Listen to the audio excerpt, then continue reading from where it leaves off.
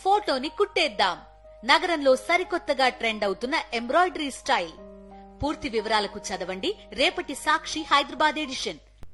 Russia Ukraine యుద్ధం మరింత తీవ్ర రూపం దాలుస్తోంది. కీవ్కు అండగా నిలుస్తున్న అమెరికా సహా పశ్చిమ దేశాలకు మాస్కో న్యూక్లియర్ వార్నింగ్ ఇచ్చింది. యుక్రెయిన్ పైకి ఖండాంతర బాలిస్టిక్ క్షిపణిని ప్రయోగించింది. యుక్రెయిన్ ఎయిర్ ఫోర్స్ ఈ విషయాన్ని ధృవీకరించింది. యుద్ధం మొదలైన తర్వాత రష్యా ఐసీబీఎం వాడడం ఇదే తొలిసారి అని తెలిపింది. అమెరికా ఇచ్చిన లాంగ్ రేంజ్ మిసైల్స్తో రష్యా భూభాగంపై దాడి చేసింది యుక్రెయిన్.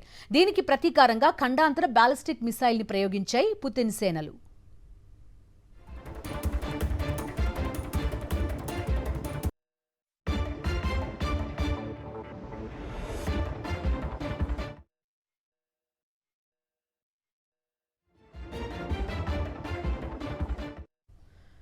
రష్యా యుక్రెయిన్ యుద్ధం మరింత తీవ్ర రూపం దాలుస్తోంది. కీవ్కు అండగా నిలుస్తున్న అమెరికా సహా పశ్చిమ దేశాలకు మాస్కో న్యూక్లియర్ వార్నింగ్ ఇచ్చింది.